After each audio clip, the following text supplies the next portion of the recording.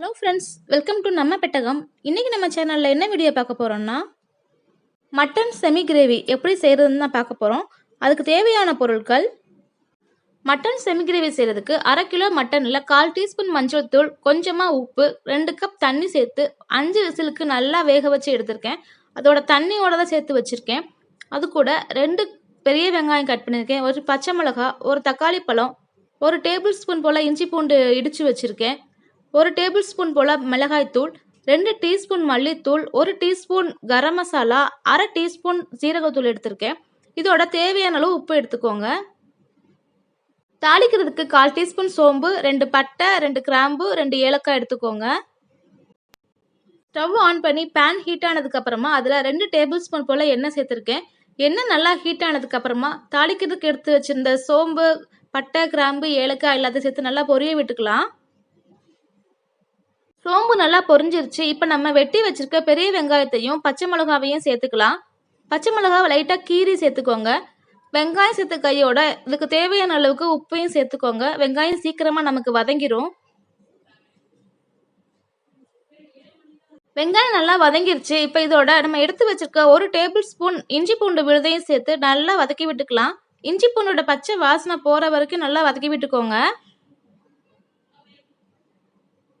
இஞ்சி பூண்டோட பச்சை வாசனையெல்லாம் நல்லா போயிடுச்சு. இப்போ இதில் நம்ம மசாலா பொருட்கள் எல்லாம் சேர்த்துக்கலாம். மிளகாய்த்தூள், மல்லித்தூள், ஜீரகத்தூள், கரம் மசாலா எல்லாம் சேர்த்துக்கலாம். நான் இதில் மஞ்சள் தூள் சேர்க்கலை.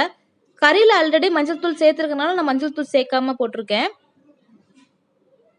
மசாலா கரைஞ்சிடாமல் இருக்கிறதுக்காக 2 டேபிள் ஸ்பூன் அளவுக்கு தண்ணி சேர்த்து நல்லா வதக்கி விட்டுக்கலாம். மசாலையோட பச்சை வாசனை போகிற வரைக்கும் நல்லா வதக்கி விட்டுக்கோங்க. அதுக்கப்புறமா தக்காளி பழம் சேர்த்துக்கலாம்.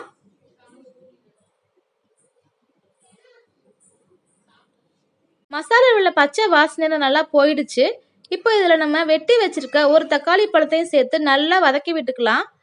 தக்காளி பழம் நல்லா குழையிற அளவுக்கு நம்ம வதக்கணும்.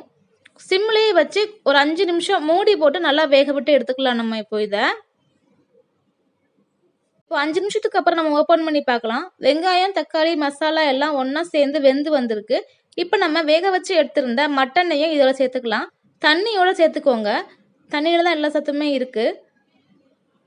சேர்த்து நல்லா நம்ம ஹையில் வச்சு அதை வத்த விட்டுக்கலாம். உங்களுக்கு இது குழம்பு மாதிரி வேணும்னா இதை ஒரு 5 நிமிஷம் நல்லா கொதிக்க விட்டுட்டு ஆஃப் பண்ணிக்கோங்க. நான் இன்னைக்கு கெட்டியாக செமி கிரேவி மாதிரி செய்ய போகிறேன். அதனால ஹையில் வச்சு நல்லா வத்த வச்சு எடுத்துக்க போகிறேன். ஸோ மூடி வச்சு கொஞ்சம் நேரம் நம்ம இதை வத்த விட்டுக்கலாம்.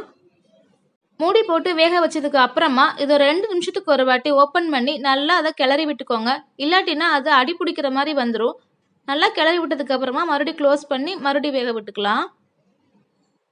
இப்போ ஒரு 5 நிமிஷத்துக்கு அப்புறமா நான் ஓப்பன் பண்ணி பார்க்குறேன். தண்ணியெல்லாம் நல்லா வற்றி வந்துருச்சு. நம்மளுடைய மட்டன் செமி கிரேவி சூப்பராக ரெடி ஆயிடுச்சு. பாருங்கள், சூப்பராக நமக்கு எண்ணெயெல்லாம் வெளியில் வந்துருச்சு. இப்போ நம்ம ஸ்டவ்வை ஆஃப் பண்ணிக்கலாம். மட்டன் செமி கிரேவியை நம்ம சாதத்து கூடயும், சப்பாத்தி, பரோட்டா, ஆப்பம் இது கூட சாப்பிட்டா சூப்பராக இருக்கும். நீங்களும் உங்கள் வீட்டில் ட்ரை பண்ணி பாருங்கள். ட்ரை பண்ணி பார்த்துட்டு எப்படி இருந்ததுன்னு உங்களுடைய கமெண்ட்ஸாக எனக்கு சொல்லுங்கள். மட்டன் செமி கிரேவி உங்களுக்கு பிடிச்சிருந்துச்சுன்னா என்னுடைய சேனலை லைக் பண்ணுங்கள், ஷேர் பண்ணுங்கள், கமெண்ட் பண்ணுங்கள். மறக்காமல் சப்ஸ்கிரைப் பண்ணிக்கோங்க. கூட இருக்க பெல் பட்டனையும் கிளிக் பண்ணிக்கோங்க. தேங்க்யூ.